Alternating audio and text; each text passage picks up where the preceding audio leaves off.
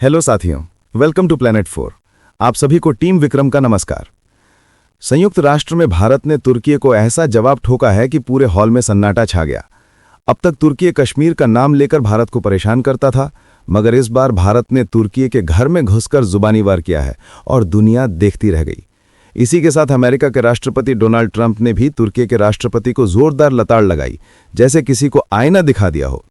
उधर हालात ऐसे बने कि इजरायल तुर्की पर हमला करने के लिए पागलपन की हद तक तैयार नजर आने लगा। और अब सबसे बड़ा खुलासा ये कि ट्रंप से मिलकर पाकिस्तान के प्रधानमंत्री शहबाज शरीफ ने भारत को लेकर क्या कहा, यही राज अब खुलने वाला है। तो चलिए सभी खबरों को जानते हैं बेहद विस्तार से, आसान भाषा में। सबसे पहले सुनिए कि भारत ने तुर्की को कैसे दिया करारा जवाब। तो जब भी संयुक्त राष्ट्र महासभा में तुर्की के राष्ट्रपति एर्दोगन आते हैं तो वो जम्मू कश्मीर का राग अलापने लगते हैं ताकि पाकिस्तान को खुश कर सकें। लेकिन इस बार भारत ने उन्हें उसी अंदाज में जवाब दिया। भारत ने कहा कि जम्मू कश्मीर हमारा आंतरिक मामला है और इस पर कोई भी बाहरी ताकत टांग नहीं अड़ा सकती। भारत ने पलटवार करते हुए तुर्की की अपनी कमजोर नस पकड़ ली और साइप्रस का मुद्दा उठा दिया। दरअसल 1974 में तुर्की ने सैन्य ताकत से साइप्रस के उत्तरी हिस्से पर कब्जा कर लिया था और तब से लेकर आज तक वहां पर यूनानी और तुर्क समुदाय के बीच बंटवारा और विवाद बना हुआ है। भारत ने बड़ी चतुराई से याद दिलाया कि अगर तुर्की अंतर्राष्ट्रीय कानून और संयुक्त राष्ट्र चार्टर की बात करता है तो पहले साइप्रस से अपना कब्जा हटाएं और वही नियम लागू करें। इसका मतलब साफ है कि भारत ने दिखा दिया कि अगर हमें कोई कश्मीर पर भाषण देगा तो हम भी उसके पुराने जख्म कुलत देंगे। अब सुनिए कि ट्रंप ने एर्दोगान पर कैसे बोला सीधा वार। तो तुर्की और रूस के बीच पिछले कई सालों से गहरे आर्थिक रिश्ते बने हुए हैं। तुर्की रूस से भारी मात्रा में तेल और गैस खरीदता है और यही वजह है कि रूस उसका चौथा सबसे बड़ा व्यापारिक साझेदार बन चुका है। अमेरिका और नाटो देश चाहते हैं कि रूस पर दबाव बने ताकि यूक्रेन युद्ध में उसकी ताकत कमजोर हो। लेकिन जब तुर्की जैसे नाटो सदस्य ही रूस से अरबों डॉलर का तेल खरीदते हैं तो रूस को झटका लगने की जगह फायदा हो जाता है। इसी वजह से राष्ट्रपति डोनाल्ड ट्रंप ने साफ चेतावनी दी कि अगर तुर्की ने रूस से तेल खरीदना जारी रखा तो यह यूक्रेन युद्ध में रूस की मदद करने जैसा होगा। व्हाइट हाउस में गुप्त बैठक के दौरान ट्रंप ने दो टूक कहा कि यह तुर्की की सबसे बड़ी भूल होगी और अगर वो बाज नहीं आया तो उस पर लगे अमेरिकी प्रतिबंध हटाना नामुमकिन हो जाएगा। अब दूसरी तरफ तस्वीर यह है कि अमेरिका और तुर्की के रिश्तों में रक्षा सौदों का बड़ा दांव छुपा हुआ है। साल 2019 में तुर्की ने रूस से S-400 मिसाइल सिस्टम खरीदा था, जिस पर अमेरिका भड़क गया और उसे F-35 फाइटर जेट प्रोग्राम से बाहर कर दिया गया। इसके साथ ही तुर्की पर सैन्य प्रतिबंध लगा दिए गए। लेकिन अब ट्रंप का संकेत है कि अगर तुर्की रूस से दूरी बनाए और तेल खरीद बंद करे तो इन प्रतिबंधों को तुरंत हटाया जा सकता है और F-35 से लेकर F-16 तक के विमानों की डील फिर से शुरू हो सकती है।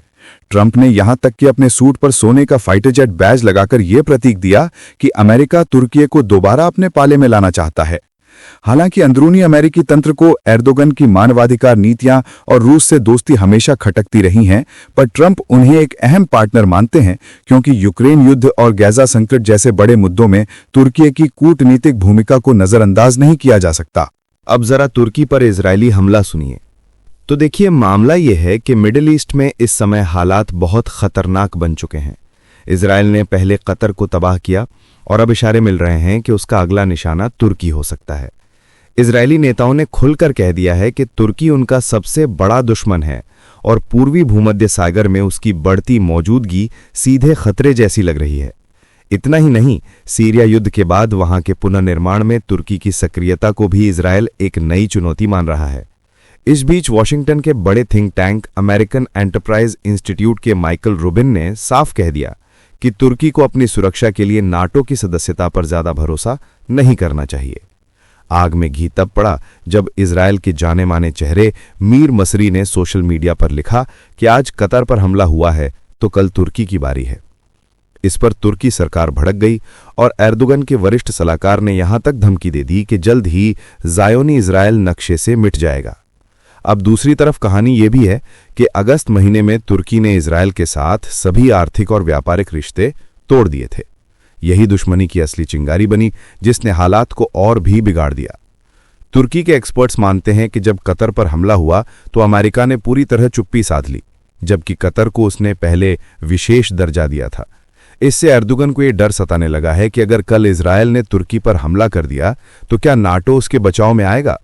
नाटो का अनुच्छेद 5 कहता है कि किसी एक सदस्य पर हमला पूरे गठबंधन पर हमला माना जाएगा, लेकिन तुर्की को शक है कि अमेरिका और यूरोप इजरायल के खिलाफ खड़े होंगे भी या नहीं। यही वजह है कि अंकारा में इस समय चर्चा गर्म है और माहौल बेहद तनावपूर्ण हो गया है। साथियों, आगे बढ़ने से पहले आप सभी को बता दूं कि अगर आप देश, दुनिया, डिफेंस और इकोनॉमी की 100 से ज्यादा खबरें एक साथ एक ही जगह पर एक ही समय में फटाफट रोज देखना चाहते हैं तो कृपया हमारे साथ जी चिल्स चैनल पर जुड़िए, जहां हम रोज शाम 9 बजे आपके लिए दुनिया की तमाम सारी खबरें एक साथ लेकर आते हैं। जी चिल्स चैनल का लिंक आपको नीचे डिस्क्रिप्शन या कमेंट बॉक्स में मिल जाएगा। अब जरा व्हाइट हाउस में शहबाज का सुर सुनिए। तो मामला सीधा ये है कि पाकिस्तान के प्रधानमंत्री शहबाज शरीफ वॉशिंगटन पहुंचे और ओवल ऑफिस में अमेरिकी राष्ट्रपति डोनाल्ड ट्रंप से मुलाकात की।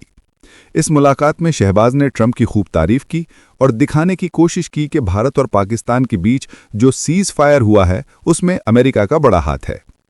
ऑपरेशन सिंदूर के बाद दोनों देशों के बीच जब तनाव भड़क गया था तो शहबाज ने उस तनाव को शांत कराने का सेहरा ट्रंप के सिर बांध दिया और उन्हें शांति का आदमी कहा। पाकिस्तान की ओर से जारी आधिकारिक बयान में भी यही धुन दोहराई गई और साथ ही निवेश का न्योता भी जोड़ दिया गया। शहबाज ने अमेरिकी कंपनियों को पाकिस्तान में कृषि, आईटी, खनन और ऊर्जा जैसे क्षेत्रों में काम करने का निमंत्रण दिया और ट्रंप को पाकिस्तान आने का औपचारिक निमंत्रण भी सौंपा।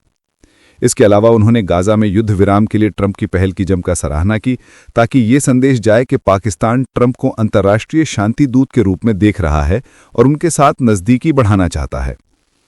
इस वीडियो में फिलहाल इतना ही। जल्द मिलते हैं एक और नई अपडेट के साथ। जाने से पहले वीडियो को लाइक करके चैनल को सब्सक्राइब कर लें। धन्यवाद।